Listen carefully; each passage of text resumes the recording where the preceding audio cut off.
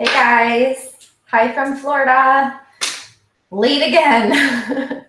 I have some technical difficulties because I have 2 monitors here and I was trying to get this camera to work, but it's not working, and then my sound stopped again. Oh no. Now it says my hard drive is ejected. I don't know what's going on today. So I had to restart. I think I need to take my computer into Apple because my keyboard's not working. My sound just stops.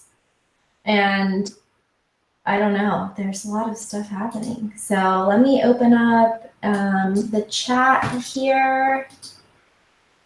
How do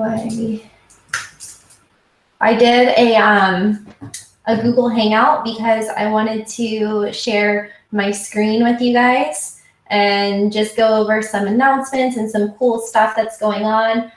Today, I'll announce a few things.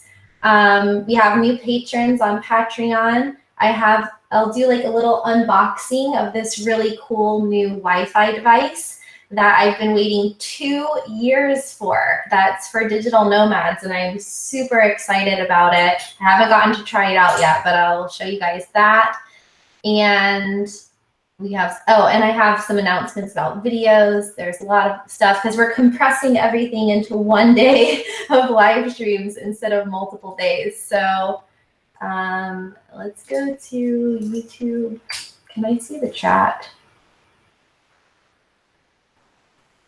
Can you guys hear me okay? Let me open this out. Okay. Ahmed is here. Hello. Thank you. I look fresh and in a good mood today. What happened? Do I not look fresh and in a good mood every day? Come on, guys. But I am in a good mood today because okay. I love having a monitor. It's amazing. I've just been sitting at my computer since I got to Florida because it's so nice to have my own monitor again.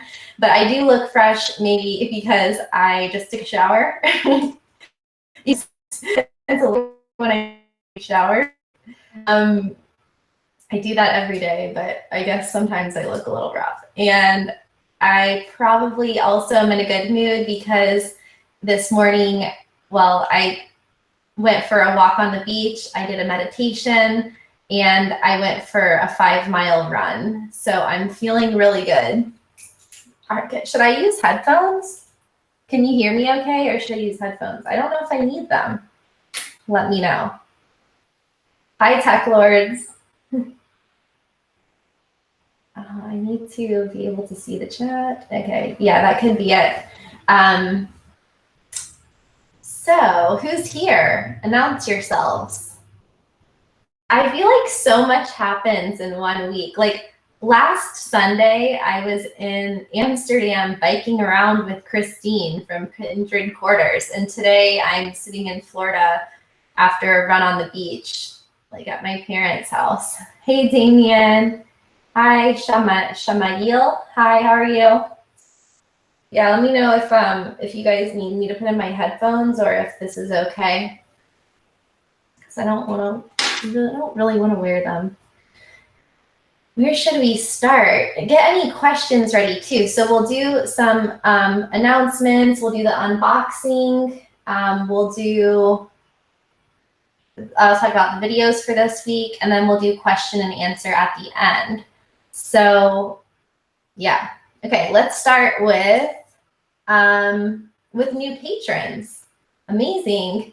I was traveling this week, so I came from Amsterdam back to Florida, and I will be here for a month. So I'll be here until May 8th, and then I head over to Scotland and Ireland. So we'll still keep the same time for the live streams, no matter where I am in the world, but just wanted to let you guys know where I'll be. So this is going to be my office for the next month, and I'm really excited. And I have my Apple display, and I was able to edit a video. If you're on Patreon, you saw a little sneak peek, and I'll show you guys a little bit more today. because it's almost done. So that's the video for tomorrow. So tomorrow will be my Tomorrowland after movie. So you know how after festivals, the owners of the festival create an after movie, just kind of summing it up. I created my own because that's what I do. Hey, Marissa's here. Yes, getting a live stream live. Let me know if this is a good time for you guys. I'll be doing the one here at 12 p.m. and then another one later at night in my Facebook group.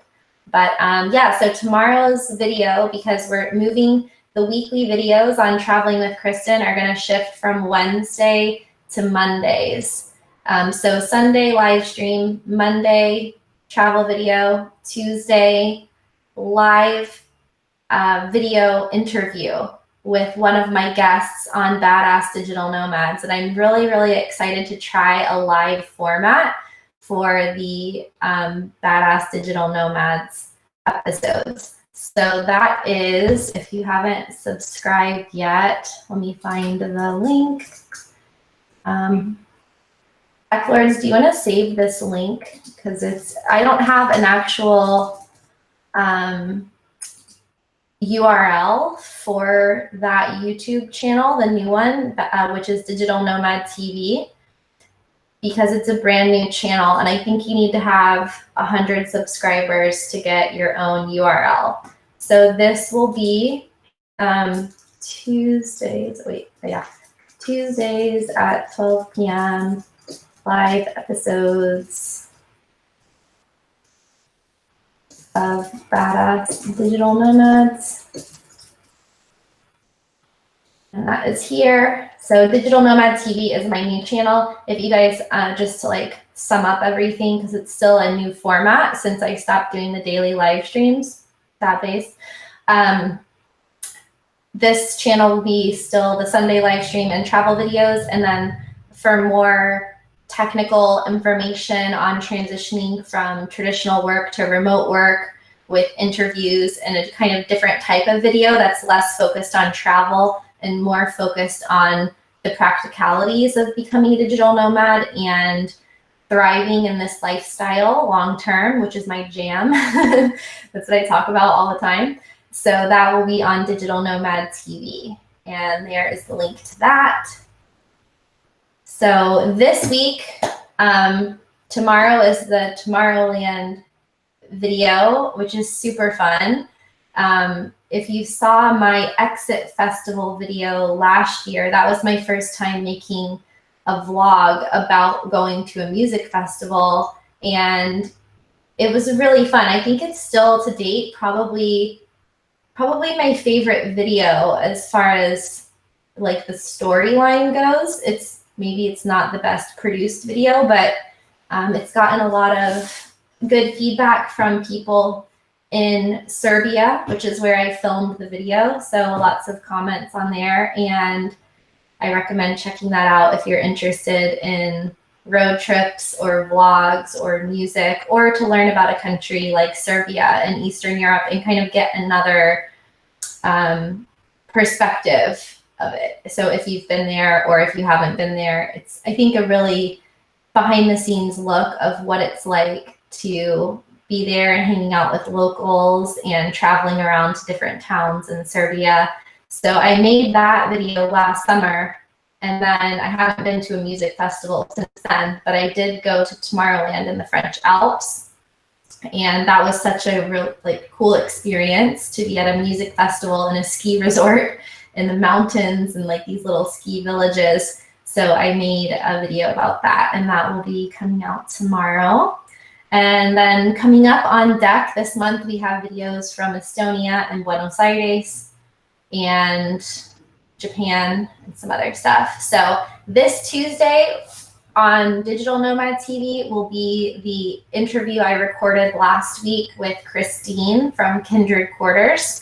So it won't be live this week, but I have, so let me show you like too many things at once. Let me share my screen application window. So I pulled up some info on this. So this is, Kristin started this co-living house. It's a entrepreneur house called Kindred Quarters, and this is in California.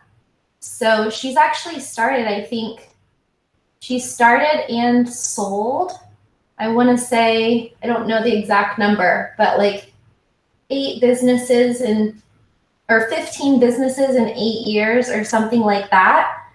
So this is really cool. She's going to talk to us about how she started this co-living house, why it makes people's lives better because of all of the benefits that you get, what the community is like, where the locations are. And also she's going to talk about, I'm multitasking, screen share again. She's going to talk about, where is it? Kindred.io. So this is her co-living software for people who want to live with other people. So you can actually use it as like an Airbnb to book co-living spaces. And then you can also use it as if you want to start your own co-living house, instead of using like 20 different types of software, you can use this software. So it's a co-living ecosystem. So she's going to talk about that. And then she is also going to talk about how she got, let me turn off this screen share. Am I back? Okay. She's also going to talk about how she basically won a spot at an entrepreneur accelerator in Amsterdam. So out of 300 applicants, she got one of 10 spaces. And she's going to talk about what that's been like, and a lot of other just fun conversation about where we see the future of work going, how we see it changing the global economy, stuff about like our work-life balance. And we talked for almost an hour, so it's a long episode, but it's full of value and full of information. And Kristin has her own weekly show as well called, if you're interested in coding, definitely check that out. I'll link to it in the description. And then next week is our first live Badass Digital Nomad interview. So that will be with Johnny FD, who is, let me find him. He is the host of Travel Like a Boss podcast. So here's that. So here are some of his episodes. And this is one of his many businesses. So if you like traveling and you like seeing what other digital nomads are doing, then check him out. He also runs the Nomad Summit, which I've spoken at, and also Kristin spoke at, and that's how we met each other. And the Nomad Summit is every year in Chiang Mai, Thailand. So have any of you guys heard about that? And then they're having one in October in Cancun. So we'll probably talk about that on the stream, actually. Let me find the chat again. Where's the chat? Where's the chat? Oh, Damien, can you see the URL? Okay, yeah, everyone post your questions in the chat, and then we will answer them at the end. So if you're just tuning in, hey guys, happy Sunday, and post any questions in the chat. We're just doing a little bit of housekeeping updates and announcements. So yes, to this week, Tuesday will be the interview with Kristin, and then next week will be the first live interview with Johnny. And then before those go live, I'll just come live on this channel to remind you guys that we're going live. So also probably hit this YouTube bell or whatever so that you can get notifications if you want to be here for the live streams. So, oh, okay, I did not post the link of that co-living site, but I will post that. Kindred Quarters. ANDRD. So here is the link to the co-living house in California. And then here is the link to the co-living booking system, social network, and software. So it's for people who want to live at co-living houses, and it's also for operators of co-living houses. So that's really cool. And I like to balance living and traveling by myself with co-living and interacting with other people. And I think that's a really healthy mix if you're looking to become a digital nomad or you already are a digital nomad. If you're ever feeling lonely, it's nice to have a few months per year, just give or take, depending on what your personality is like, to be able to live with other digital nomads, because there's a lot of benefits to this. First, you get to be around other people who you can relate to in the lifestyle. You also get to meet people from all different countries, backgrounds, and industries. So you are exposed to their ways of doing business and their culture and their expertise. It's a good way to level up yourself as an online business owner or a remote worker, because you can be more productive when you're around other people and kind of push each other. And then it's also a really good opportunity to get specific help from people, like for free. So you can give help to others depending on what you know about. So maybe you're good at programming or graphic design or anything, like any skill that you have, whether it's a hobby or a business skill, you can do a skill share with other people in the co-living house. And then if you have a problem that you're stuck on, instead of spending hours Googling it and reading stuff on the internet and asking questions and posting in forums and groups, you can just ask somebody in the house if they know how to do it, and they can usually help. Like at least somebody is going to have some expertise that could help you. So last year when I was redoing my website, I went through 2 or 3 web developers on Upwork, and they just didn't do a good job, or we weren't working well together, or they didn't finish, or whatever. There were a lot of issues. And I was talking about this in my co-working space. And then one of the guys there ended up, I hired him to build my website, and now we're really good friends. So it's really good for that. And it's also good for just community and feeling like you have a digital nomad family and staving off loneliness. That's just a common thing that people talk about with the digital nomad lifestyle. So we talked about videos. Yes. Another thing is, so the Badass Digital Nomads video podcast is going to be released on May 7th as an audio podcast. And so every week it's going to be really cool because you'll be able to interact with my guests live on the YouTube podcast, and then it's going to be edited into an audio podcast. So if you can't be there live, or you just want to listen to it and not watch it, because the episodes are usually between 30 and 60 minutes long. So on May 7th, it's going to be launched on Apple, iTunes, SoundCloud, Stitcher, all of those cool apps and platforms for podcasts. And I'll show you guys.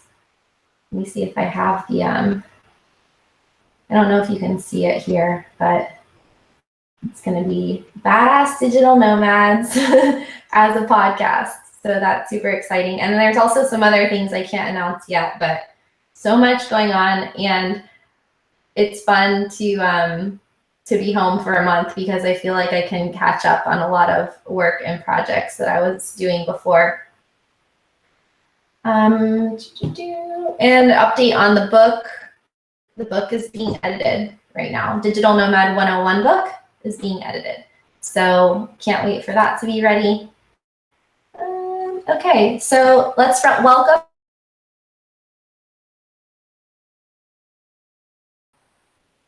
Here we are. I have really so many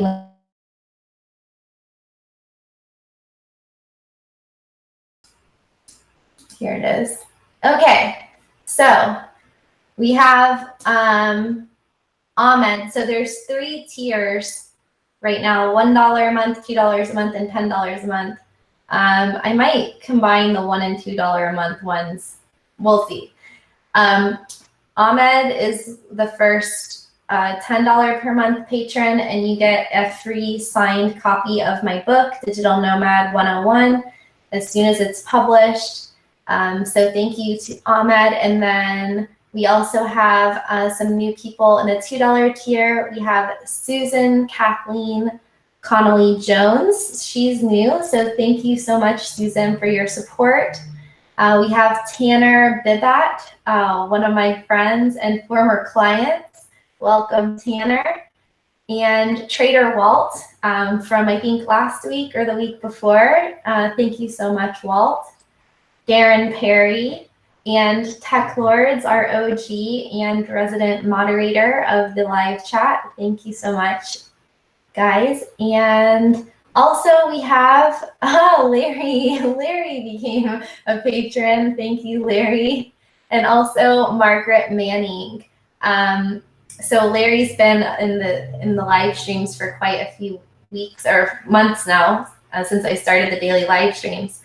And he's a world traveler. And then Margaret Manning she runs a Facebook community and website called 60andMe, which is geared towards people, mostly women, but 60 and up or around that age, who are thinking about retiring and traveling around the world. So I definitely would recommend checking out her stuff because she has a lot. She publishes every single day, I think, and she does live streams every day in her group. So if you're from that crowd, check her out as well. So thank you, guys.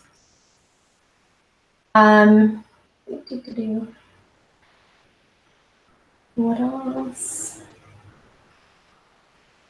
Okay, so is anyone from Patreon here today? Ahmed and Teklordz are here. Who else is here? Anybody? Really? Oh wait, why is it saying top chat, not live chat? Okay, I have to catch up on the messages here. Hey Larry, thanks for your support. Hi Angel, hello. Okay, what next? Should we unbox this Wi-Fi device? So if you're just coming in, everybody post any questions for the end of the stream. I think let's open this thing.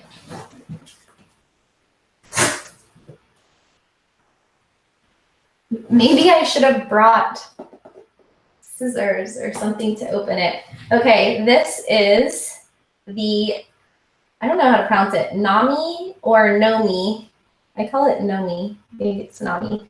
4G hotspot with unlimited Wi-Fi worldwide. Excitement. It has a virtual SIM card and it's a power bank and a charger all in one. So this little guy was, I guess I'll share the screen before. It better work because I'm giving them a shout out here. I will share the screen, but also there was like an Indiegogo, I think. Yeah, I funded it through Indiegogo, so I'll link that for you guys. Here we go. This is the device, so you guys can look on there. I think I backed it at least maybe a year and a half ago. They're kind of pricey. It's taken them a while, but Nommi is the world's first mobile router that you can use at home and abroad. It's an LTE hotspot with virtual SIM technology and dual Wi-Fi. It also functions as a power bank and a wireless charger. Amazing. So it's your personal hotspot for connection anywhere. So you can use it worldwide. You can save a lot of money on your international Wi-Fi costs. You can use a virtual SIM, so you can actually pay a fee, like a daily connection fee, or you can buy a SIM in a different country and use that. So it says that they have Wi-Fi hotspot coverage in 160 countries globally, and you can also be online in 132 countries with fast LTE data plans. Now, why is this important? So if you guys have seen some of my live streams about how to get a reliable internet connection abroad, I mean, if there's two main concerns that most digital nomads have, it's finding reliable internet, and it's also like finding a community and not being just like alone in the world. Like those are the two biggest concerns that people have once they make that transition to being a digital nomad and a traveling remote worker. So it says that they have like a database of like 4 million Wi-Fi connections or something. So the reason this is important is because currently I have an iPhone that's unlocked that I can change out the SIM card on, so I can use that as a hotspot, but it just depends on the country that I'm in. I also have 2 different Wi-Fi hotspots, but they're very limited when it comes to global data. So I have the TEP wireless device and I have the Skyroam device, but they only give you 2 gigs of high-speed data before it runs out, and it's about $10 a day. So that's pretty expensive compared to local SIM cards. So I also have an unlocked Wi-Fi device that is for local SIM cards. So I'm carrying around 3 different devices because the TEP wireless and the Skyroam have coverage in different countries. And then I also have an unlocked device that I can put a SIM card in. This solves that problem because you can use their data plans, which are cheaper, I believe. I don't know the exact pricing. I think it varies by country. And you can put your own SIM card in, so you can get access to cheap local data. So that's very important. I'll share my screen here.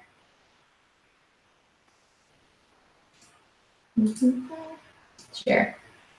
Okay. So this is what it looks like.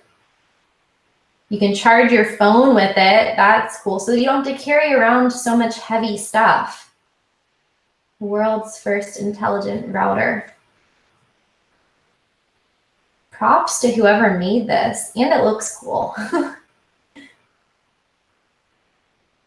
So you have also 48 hours of uninterrupted Wi-Fi sharing or 3 full charges of your smartphone.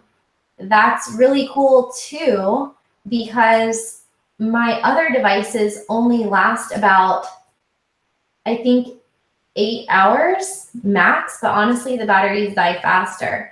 So I really have to turn the devices on and off when I'm traveling, otherwise the battery runs out. But with this, I can just leave it on, and that's amazing. So what do you guys think of this? Have you heard of this before? Or is this your first time seeing it? Has anybody heard of the Nommi wireless router? Let's open it. I'm going to use my headphones. I don't have scissors. Well, I don't know if this will work. Did not think about that.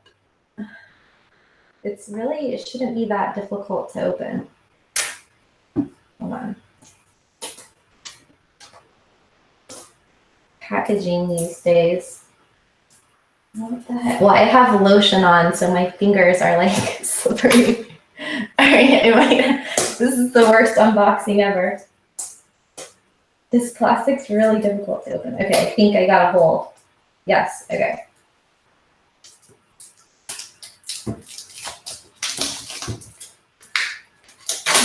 Hey, Patricia, how are you doing? Got some new people here. Saul is here. Is this how unboxings work? Am I doing this right? Oh, it's really, you just lift it up.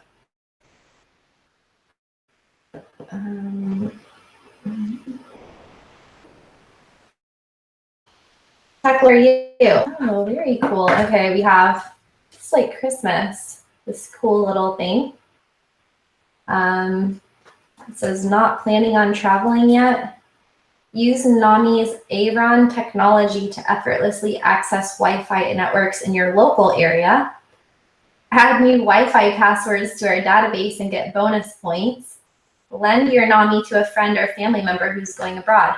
That's interesting because we talk about the Wi-Fi apps where you can, see if you guys can see this, where you can find Wi-Fi when you're traveling. And so it looks like this will also double as a Wi-Fi map app, because if everybody's contributing Wi-Fi passwords around the world, then soon there will be like a whole network of them. So, okay, let's look at the instructions. Turn it on.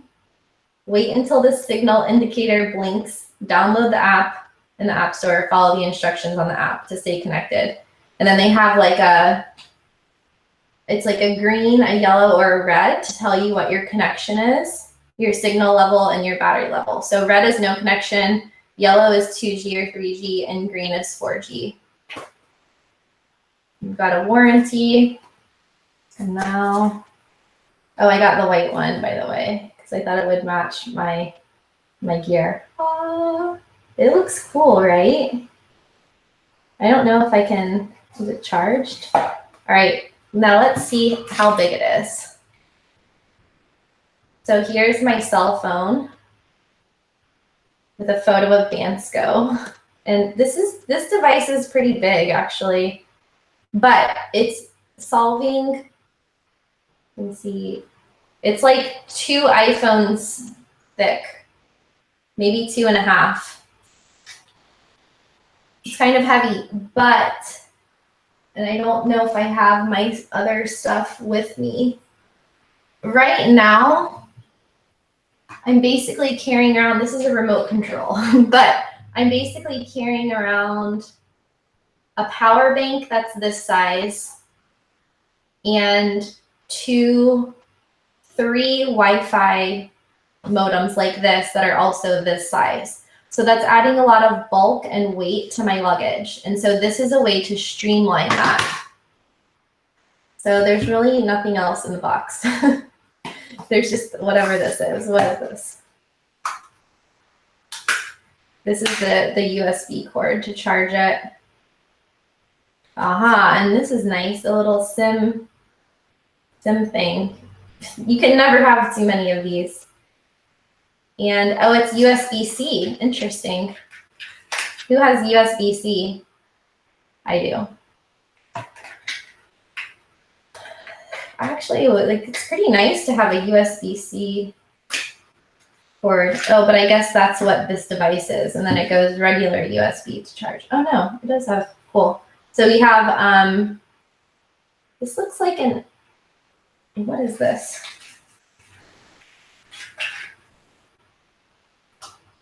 Okay, so it plugs in USB-C here, and then you can charge it in any charger, basically. Or it looks like you can flip it around. You can charge with the USB side and plug the USB-C into your port, or it also has a regular, whatever this is, Android type of plug. That's very thoughtful. I like what they've done here. Let's try to turn it on.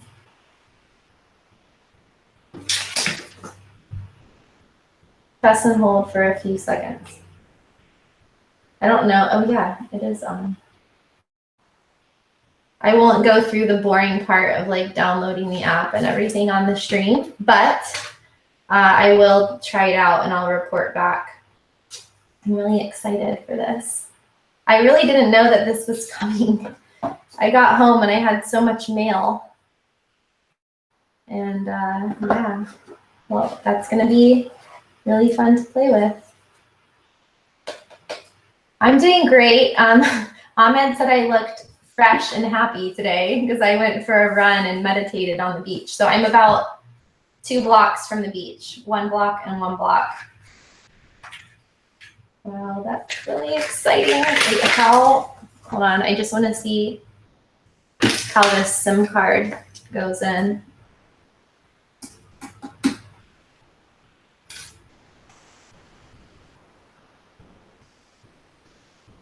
So they even have different sized SIM cards. That's really cool too. Seems like they've thought of a lot of different features for this. I like that. I'll need to charge it more and I'll get it set up and figure it out. But this will be really exciting because I'm trying to downsize my luggage because I have too much stuff. But also now it's not winter, so I won't have all those ski jackets and snowboard bag and all of those things. Whoa. Okay. What else? I also have, I might do this on another channel. I bought a DJ set. I'll show it to you. I don't want to unbox it here though.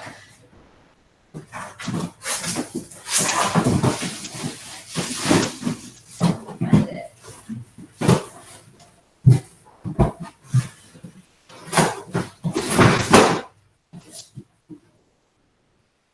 Coming home as a digital nomad is like Christmas. So I got this DJ set, which I was going to, I might have to return it and get something smaller because I definitely thought it was smaller. But this is to have like an outlet for not working, like for just playing around, mixing music and stuff. But I think it's going to be maybe too big to travel with. This is the case that it comes in. So I don't know. I already have so much camera stuff. I really like this particular one because it's like a real set. It's like a real controller that is the same as the ones that are in clubs.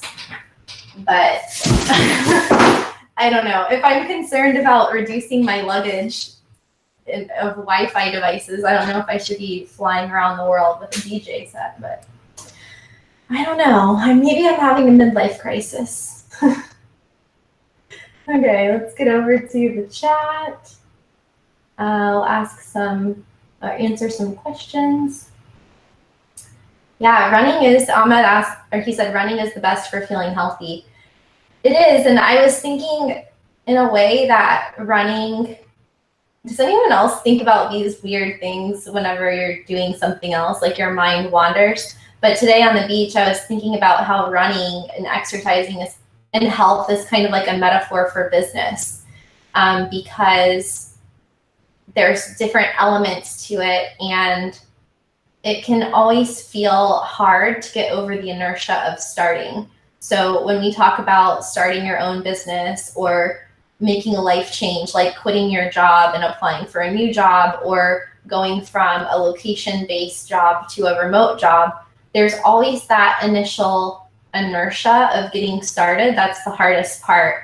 And it's also the same feeling when you're at home and you want to go to the gym, and it's like getting to the gym is the hardest part, but then once you're there, it's not so difficult.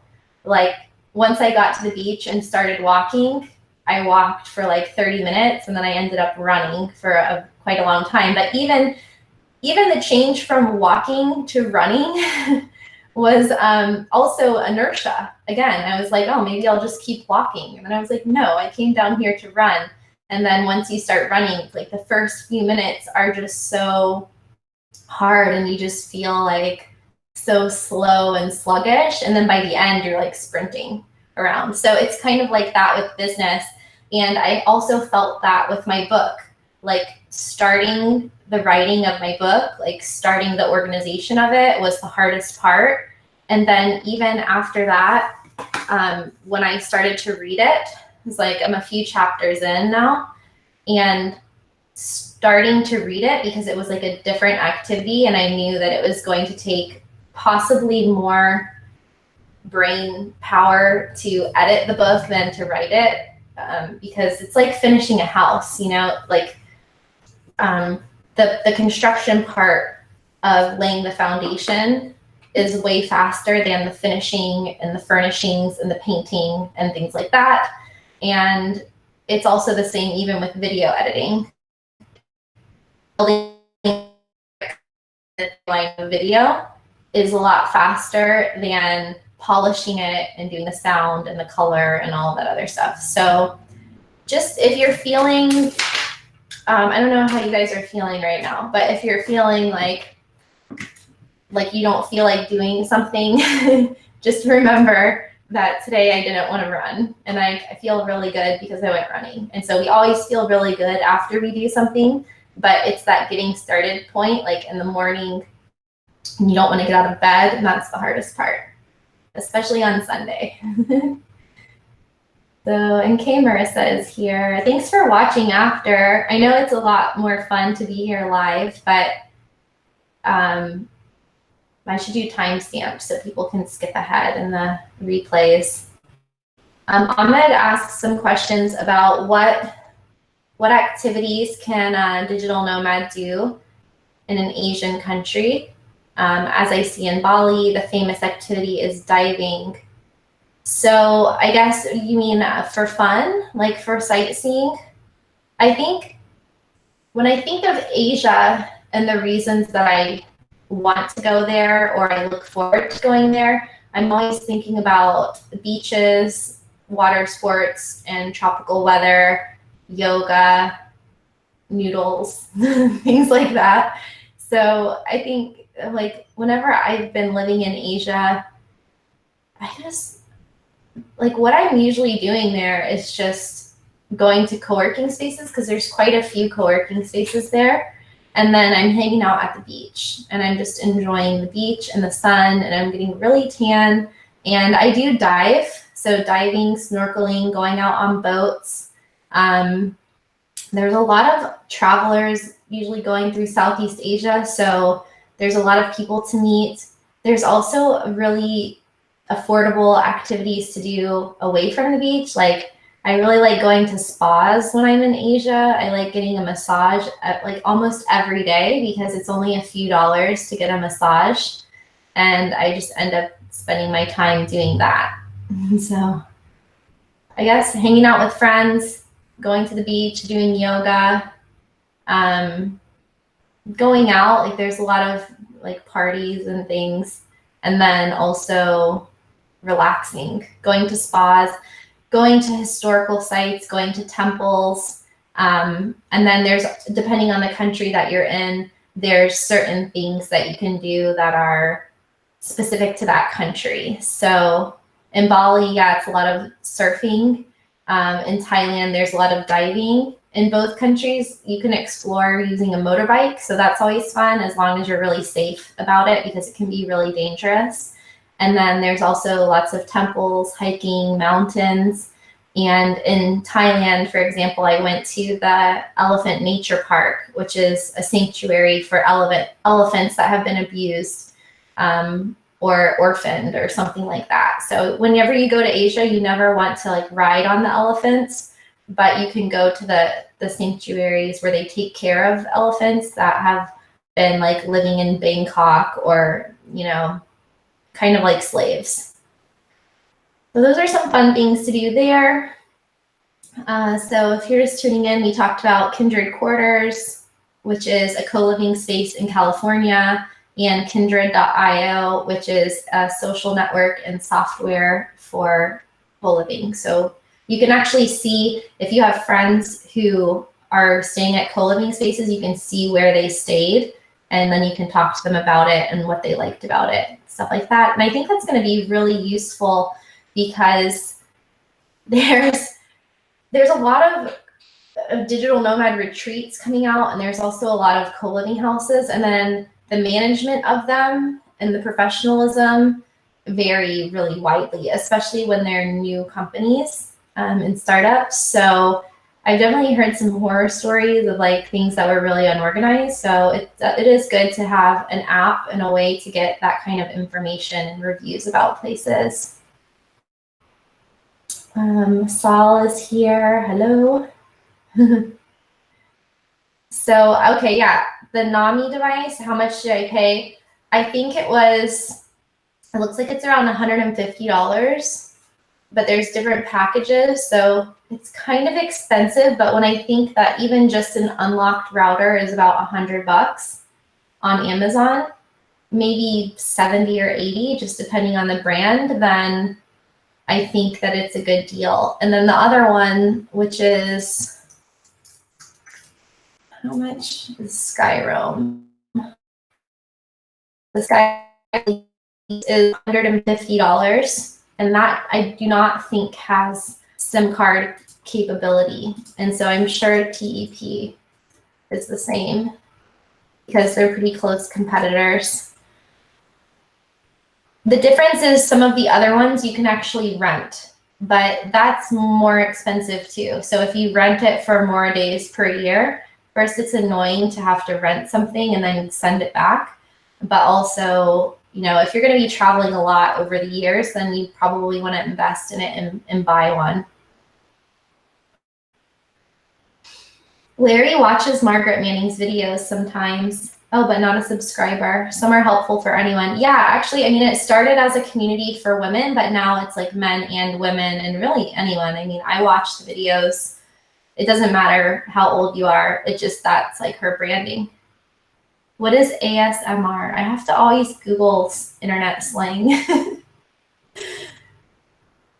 I think like my friends, when I would come home from traveling, they would make fun of me because they said I didn't know anything about pop culture because I was living in Costa Rica and I didn't have internet at home, and I really didn't know, like I hadn't seen a lot of like the viral YouTube videos and stuff like that, and I didn't know much about slang. Okay. Yeah, guys, it's really cool.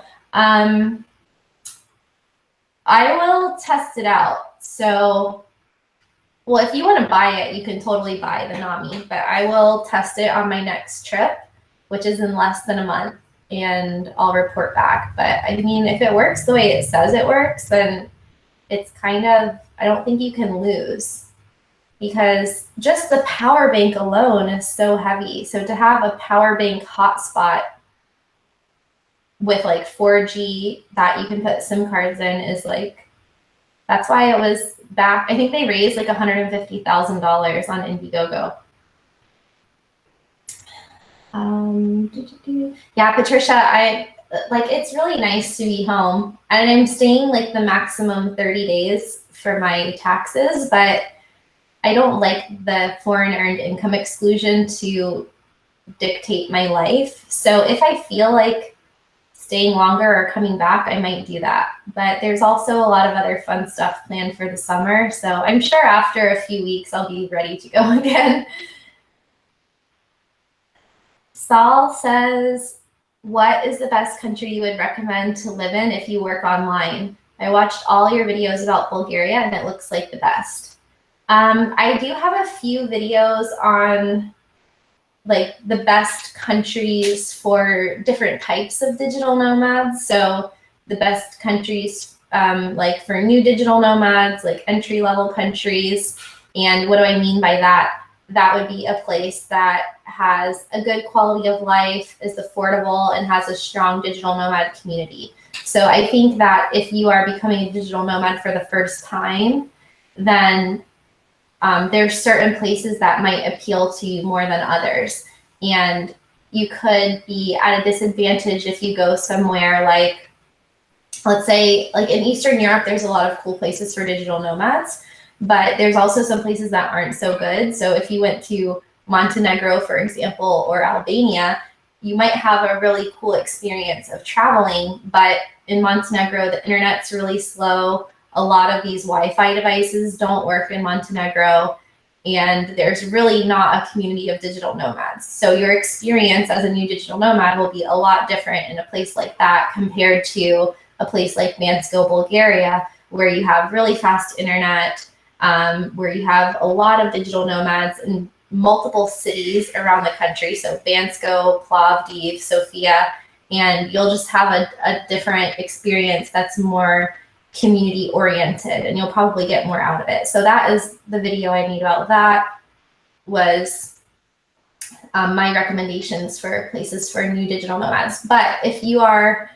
depending on your budget and depending on your country of citizenship, because that affects your travel visa restrictions for each place, there will be different countries that would be ideal, let's say. So like if I were to sum it up in different categories, if you are a very social and outgoing person, and no matter what, you want to be around digital nomads, then the best place for you to go and live and work online is going to be a city in a country that's like a digital nomad hotspot. So these are places like Bali, Chiang Mai, Lisbon, Bansko, Berlin, and that's going to be fun for you because you'll have a pretty low cost of living and you'll also be around digital nomads. But for other digital nomads, depending on what you're working on, maybe you need something different. And so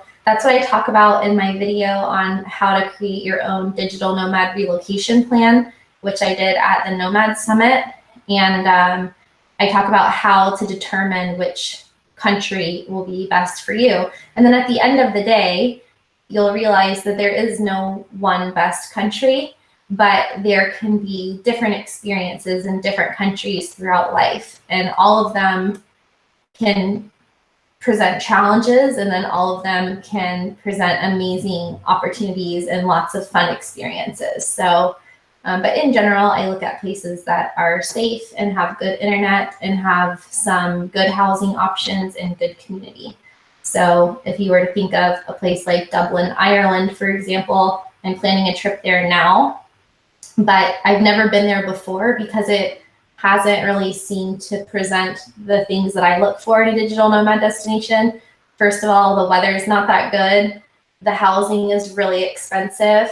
I'm not sure about the internet, but if you have to spend a lot of money on housing and you're in a place that's cold and rainy a lot of the time, then maybe that's not the most motivating environment. So like I haven't been there for that reason, but and I don't know of any digital nomad hubs or co-living spaces there, for example. So those are just some of the things I think about when I pick a place. And after going to 60 countries, I really can't say that like one country is the best. So I hope that that helps. But there's a lot of countries that have a really good quality of life, and that's really important as well. But like if you're on a budget or something and you need to spend $1,000 a month, then you're going to be limited to places like Mexico, Southeast Asia, Eastern Europe. You're just going to be limited. But in general, the good thing about being a remote worker and being a digital nomad is that you actually don't have to make a permanent decision, nor can you really, unless you're applying for residency somewhere. So if it doesn't work out, you just move on. And we'll talk about that another day. Do digital nomads have commitment problems?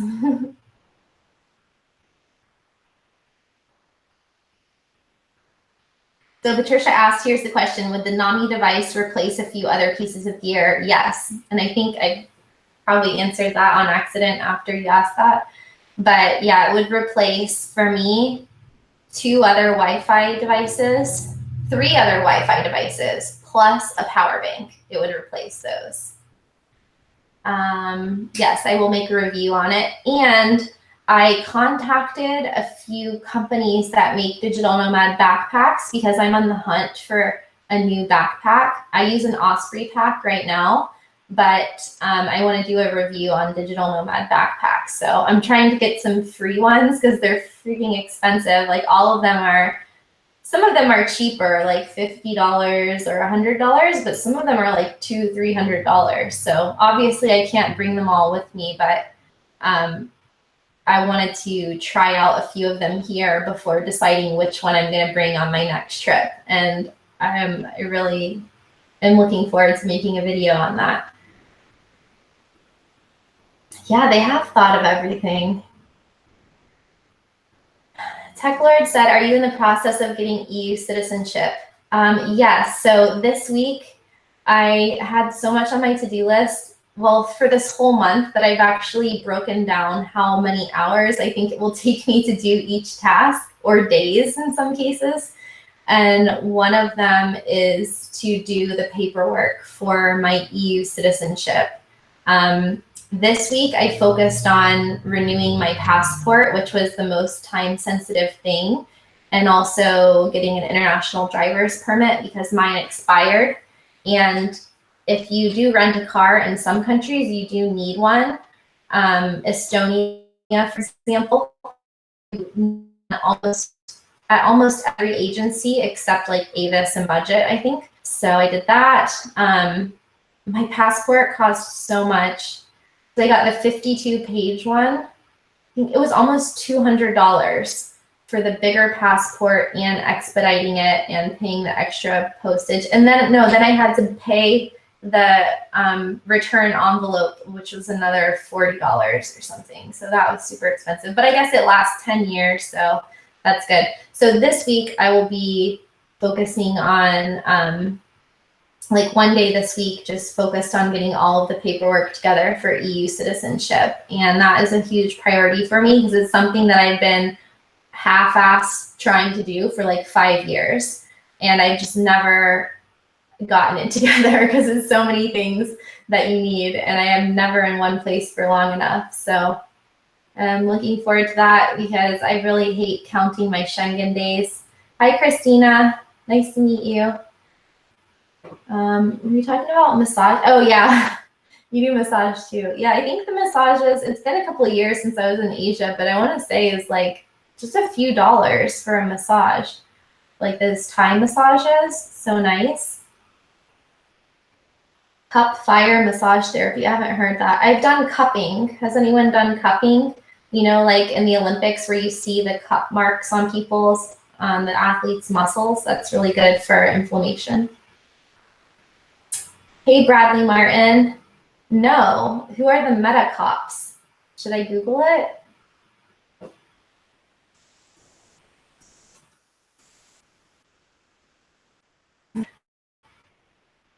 Because they look funny. I'll make sure to look them up. Patricia said, you just mentioned you're staying in Florida for a certain amount of time for tax purposes. Can you elaborate on that a little bit? Yep.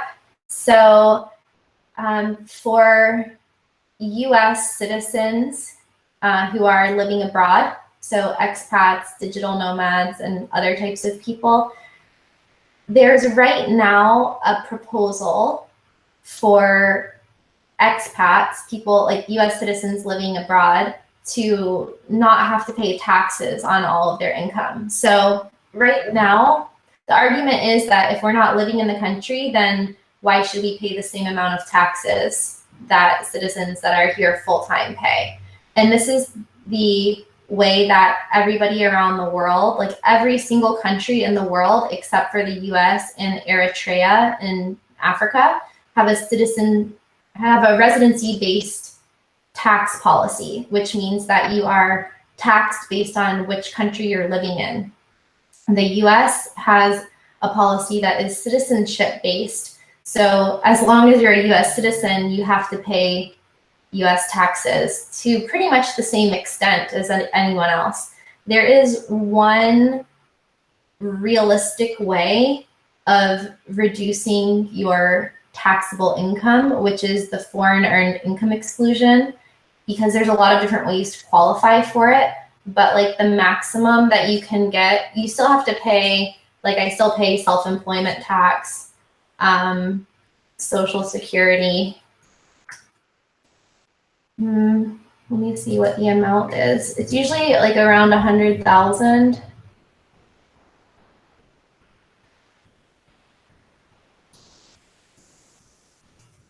I don't know what the exact thing is. $900 in 2019. So if you're making like millions of dollars a year, it's not really going to make that much of a difference. But for most people, if you can exclude up to like 100 grand of income, that's going to save you like probably tens of thousands of dollars. So one of the ways to qualify for that, which you guys can watch more in the episode with Grace, which is our Badass Digital Nomads episode. It's called U.S. Taxes for Digital Nomads. I will share it here. You can watch that video, but I've qualified in a few different ways, but this year and last year, the best way for me to qualify was with the physical presence test.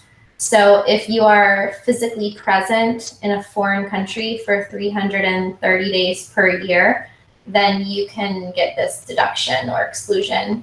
Like, you just have to make sure that you qualify for it. So if I stay in the US for like more than 30 days in a year, then I won't qualify for it, or for the whole thing. Like, there's ways of shifting it and getting like a % of the exclusion. Yeah, so if you are interested more on that, then you can check out that link. And also Grace has a talk about that on the Nomad Summit.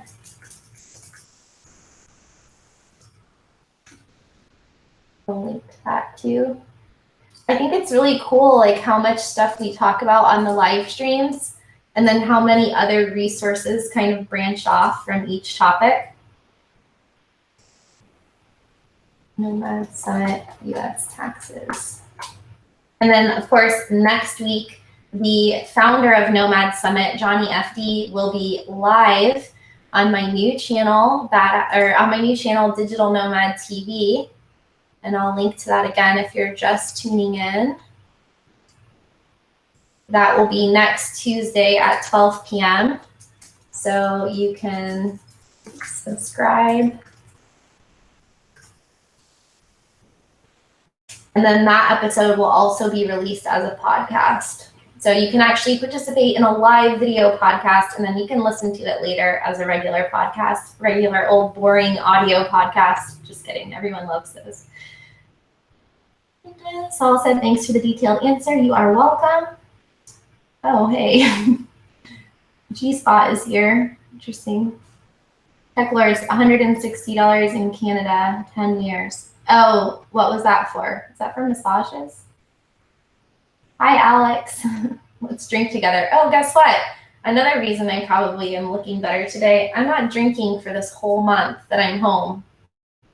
No drinking. I'm back on intermittent fasting, pretty much doing keto, and no alcohol and no dessert, because I was basically eating chocolate croissants for a month, and that's not sustainable. K-Bar is here. Hi there. How are you doing? Alex says, what is your favorite drug? Cigarettes, drinks, or other drugs? I had never smoked before. I've tried cigarettes a couple times, maybe in high school. I just never liked it. I don't like smoking anything, actually. I've tried weed, obviously, like a lot of people, but I do not like hangovers, but I do like drinking in moderation. I just have a pretty low tolerance. So if I have more than like 2 drinks, then I have a bad hangover. And so I try to avoid that. But I do like wine. I'm not really like, I like a nice beer once in a while, like have a burger and beer, like I like that, or Heineken if I'm in Amsterdam or whatever. But I don't really do any other drugs. I have done ayahuasca and iboga. So these are medicinal, I don't know what to call them, basically plant medicines. Oh, and mushrooms, psilocybin mushrooms. So this is like very infrequently, but the first time I did ayahuasca was in 2007. I did it twice, and I haven't done it since then, actually. I think it's something that you just do whenever it's the right time in your life, but I really like experimenting with psychedelics. So yeah, I like that. I would say that's my favorite thing to do, but it's something that you just do very infrequently. And in Amsterdam, I bought mushrooms for the first time last year, and I just basically did a lot of writing and listening to music and journaling, and it was nice. Yes, Patricia, I recommend reaching out to Grace. I've had a lot of really, really bad accountants in my life. Over the first 10 years of my career, I lost a lot of money in just paying people who weren't doing the work, in paying late fees and paying penalties and refiling taxes. Like, it was a huge mess because nobody knew. Like, think about in 2005, nobody knew, like, there weren't digital nomads yet, and nobody even, like, people were even saying if you're a US citizen, you don't have to file taxes. Like, it was the Wild West. Like, nobody knew what was going on. But now, luckily, we have access to all of this info. Like, in 2005, there was no iPhones yet. Like, there was no Instagram, I don't think. Like, there was there was like not a lot of access to information that we have today. Hello, Fabio. Oh, there's the girl with the most lovely smile. Oh, passport. Teklordz, yes, thank you. Thank you for posting my link. Passport 160. Is that for the big one? Mine was like 186, but it was because maybe I got the 52-page book instead of the 23 or 24-page book, which I'm excited about because so this is my third passport. And in the first 2 passports I have, so you get one every 10 years or less, because you want to make sure you have at least 6 months before your passport expires, or you could get not allowed into a different country. That happened to one of my friends. But on the first 2 passports I had to add pages. So the first time I did that, it just took a really long time of waiting in line at the US Embassy in Costa Rica. And then they kind of just like sewed pages into my passport, and it just didn't look good. And then the second time I had it done was in Chiang Mai in like 2013. So think about that. My passport was full already in 2013, and now it's 2019. So I had to get pages added there, and they like taped them in. So now it always takes longer at immigration because people are like, why is your passport taped together? And it cost like $90, and I had to go to the embassy again or the consulate and wait there all day. So it's really a hassle. So now they offer the option of getting a 52-page passport, which is really nice because it will save me money in the future and time in the future, and it will just look more like a regular passport instead of one that's been patched together. So that's, it's not a big deal, but okay, Bar said, as an attorney, it's wise to not admit to drug use during a live stream. Well, when I did those, I was in a place where it was legal. So in Amsterdam, it's legal to it would be criminalized. Like, you can buy at the store weed or mushrooms, and doing iboga and ayahuasca was in South America where it is legal there. So it's fine. I'm not breaking the law, guys. Don't worry. There's no drugs here.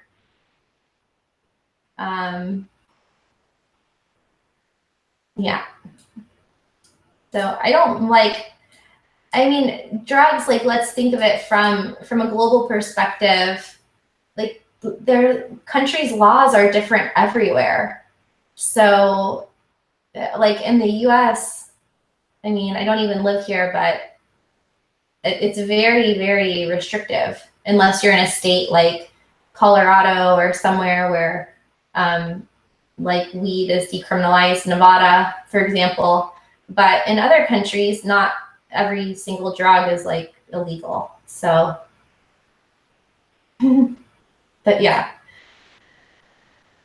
Also, I'm pretty sure like presidents and people admit that they tried smoking weed before and whatever. Oh, shoot. I forgot about coffee. Yeah, coffee. Only I do. Alex said, when do I feel the most happy? I would say that I feel the most happy when I'm not trying to be happy. And that usually comes in like moments.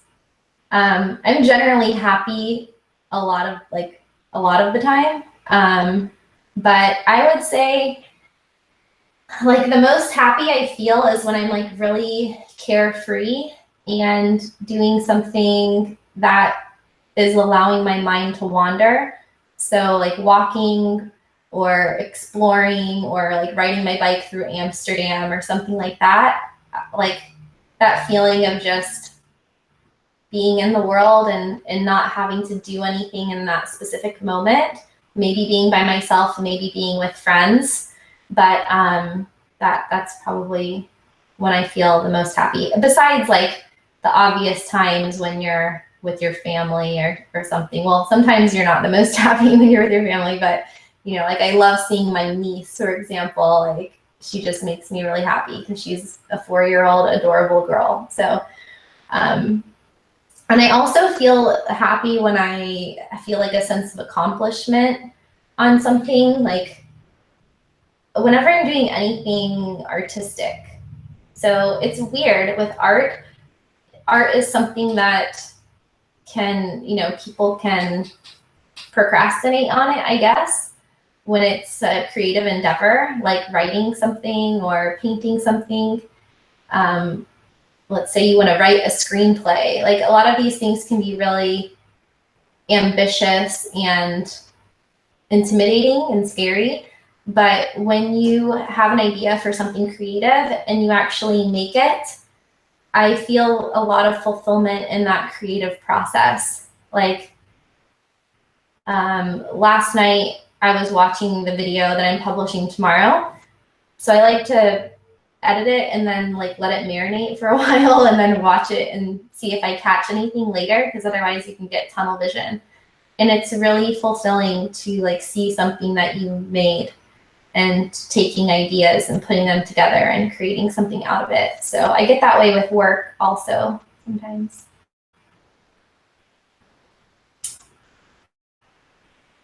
K-Bar says, what are the best sources abroad if you need to print documents? Are there retail stores similar to Staples, or do libraries have printing services? So I have actually a small printer. Well, I lost it last year, but I used to travel with this small printer that looked like a little, it was like a little fax machine kind of, but a printer. And that worked just fine. But I find myself needing to print things less and less often. But last week, I wanted to print out my book manuscript, and I did it at the library. And it was 10 cents per page in euro. And it was kind of in the ass to do. I had to go to this machine, estimate how many pages it was going to be, prepay for it, get a voucher, log into a computer. Obviously, I had to do this a few times because I didn't have enough money, so you can't get a refund. So I had to keep adding money to it. Then the computer stopped working. It took about an hour. So I try not to print stuff a lot, but when traveling, usually a co-working space is where I do most of my printing, or at a hotel if I need to print something small. Usually at the hotel reception they'll let you print. And then there are office stores, like there's mailboxes, etc., type of places where you can print, or libraries. But the majority of the printing I did this year was at co-working Bansko. So.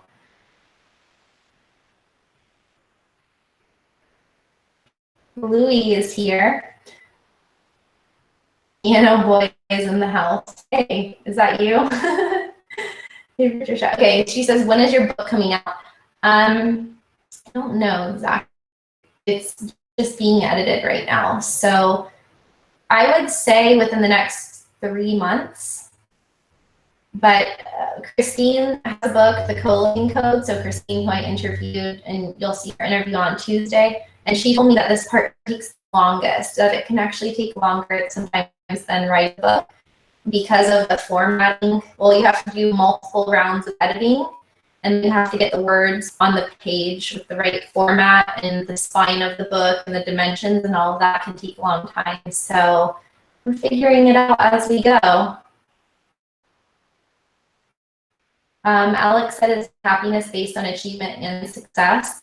I have a high achievement orientation, and so that is tied in with it, but the happiest times are not connected to that.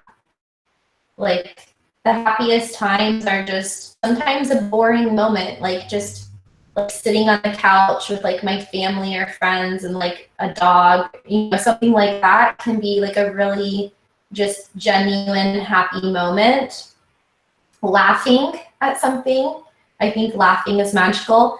I do feel happy when I'm creating things, even though sometimes it gets frustrating. Like I had to watch tutorials this weekend on how to do certain effects for my video, and that's can be a strain. It's like deep, deliberate practice, but always the outcome is fun. But you know, once you have something finished, you're thinking about the next thing to do. So I think that's a rabbit hole of happiness. But also, a lot of times when I feel happy, it's when I'm in the moment doing something that I don't even think about it. Like sitting on a boat going through the canals of Amsterdam 2 weeks ago with friends. Like that's so fun, you know, like you just look around, it's a beautiful day, have Heineken, and those are those like little moments where you're just like, yeah, life is good.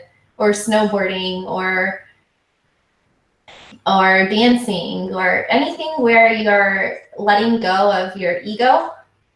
Or every morning, you guys, every morning for a year now, I've been writing down something that I'm grateful for.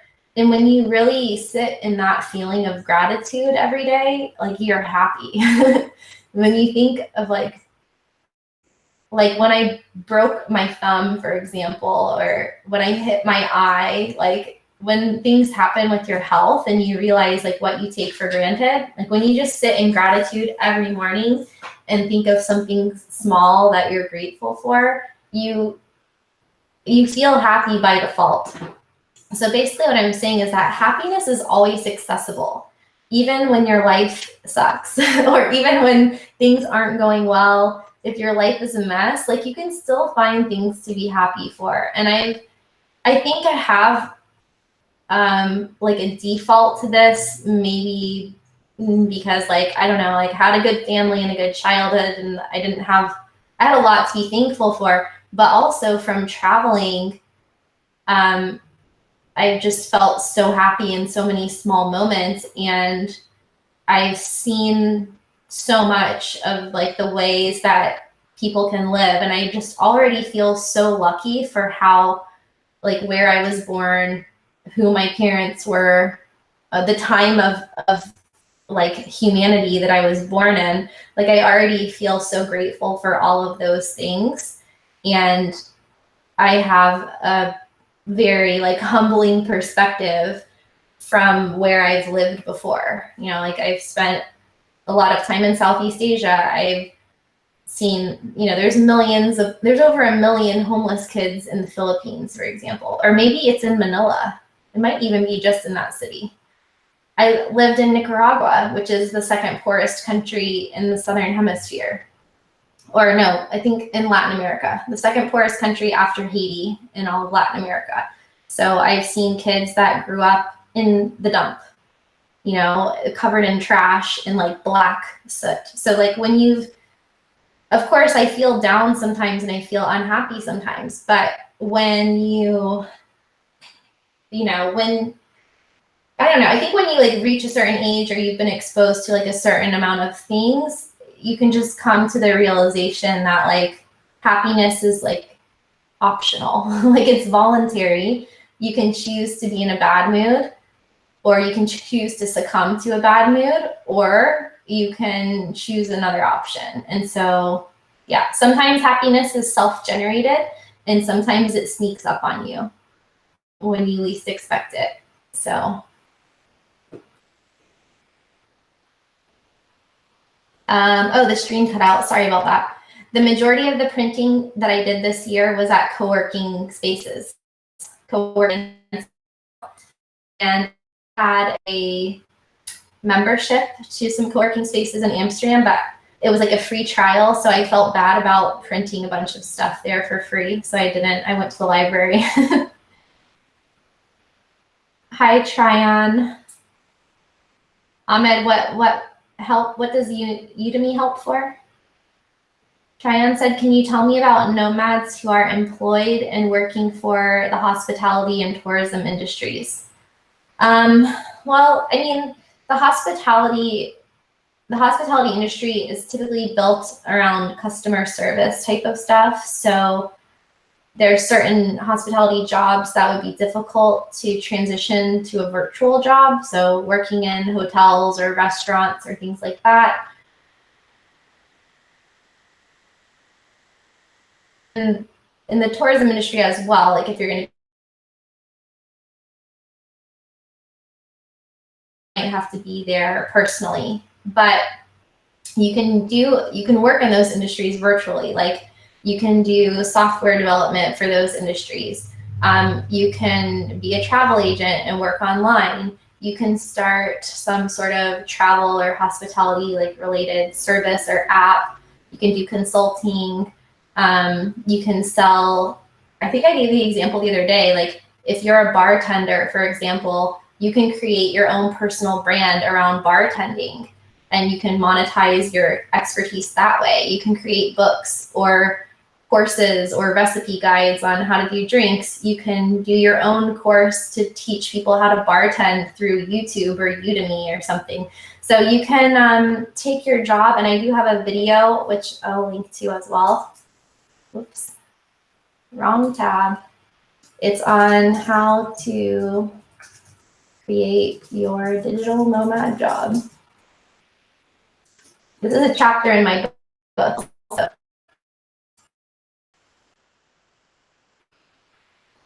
Here it is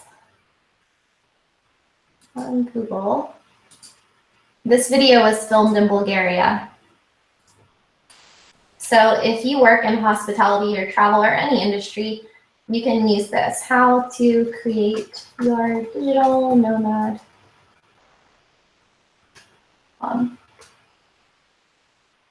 there's some strategies in there. Alex says, that is the biggest question. Can we choose to be happy? Yes. Yeah, we can. I think a lot of the reasons why we are unhappy is because we're worried about something or we're thinking about something that happened in the past. And so usually 99% of the things we worry about don't happen, and 100% of the things that happened in the past can't be changed. So that leaves you with the choice, you know, to either worry about the future or assess, like, is this really something I should be worried about, or is it just my genetic survival instincts trying to protect me, you know? Or if it's something in the past, like, is there something that can be done to mend something that happened in the past? Maybe. So maybe it's just your brain trying to find a way to get closure or to fix something that happened or to avoid something that happened. You know, but that's all part of life. If we're not unhappy, we don't know what happiness is. Like if everybody was always happy all the time, then what would that even be? That would be weird. So everything has a duality, like everything is polarized. You can't appreciate the morning without having nighttime, you know?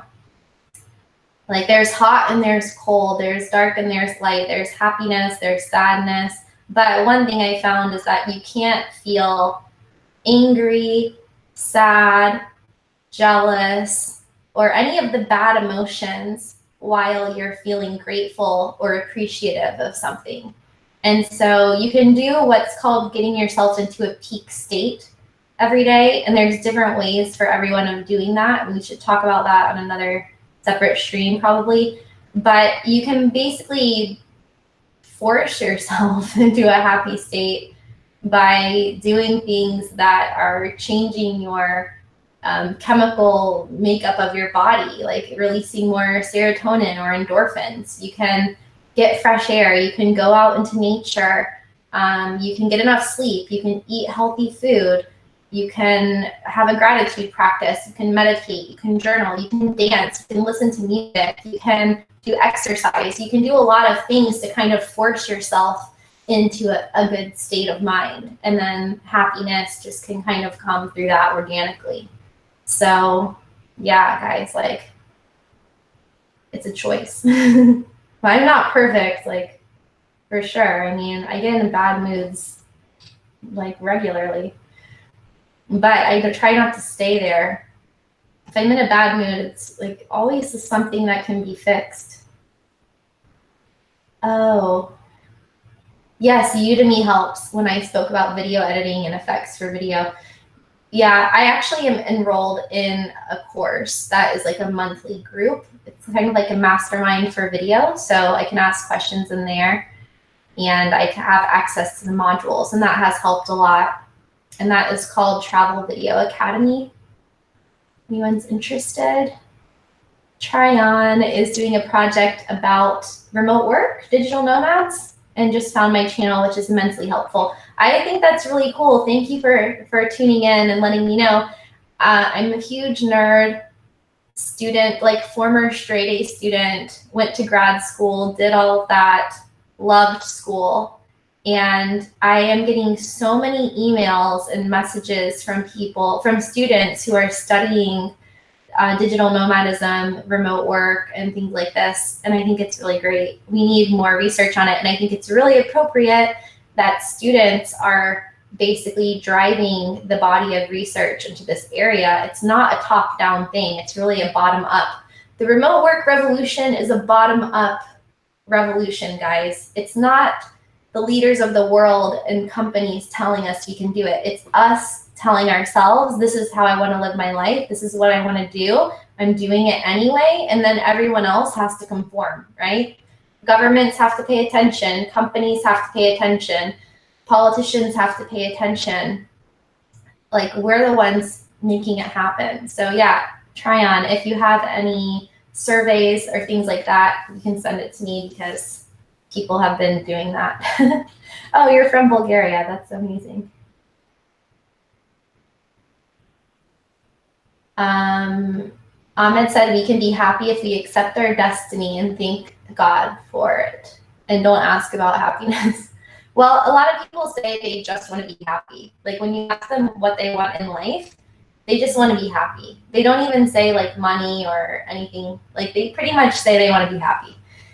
So after having met so many people and seeing like a whole spectrum, like, there's not like a certain set of conditions that have to be met for you to be happy. Like, you can live in a mud hut with a dirt floor with no windows in Nicaragua and you can be happy. Or you can be a super successful, a billionaire and be happy. Like, it doesn't really matter. You're allowed to be happy no matter what your situation is. Like, that is something that everyone has authority over. So don't wait. Like, you can be happy throughout life, and things are going to happen and you're going to be sad sometimes, or maybe you're only happy 1% of the time. Like, that's okay. You can work your way up to it, but you don't have to wait. You don't have to wait until you travel more to be happy. You don't have to wait until you quit your job to be happy. Like, you can be happy now. So do it, guys. I think that's a good way to end off. Don't worry, be happy. What do you guys think? Oh, where did the chat go? I lost the chat. Okay, there it is.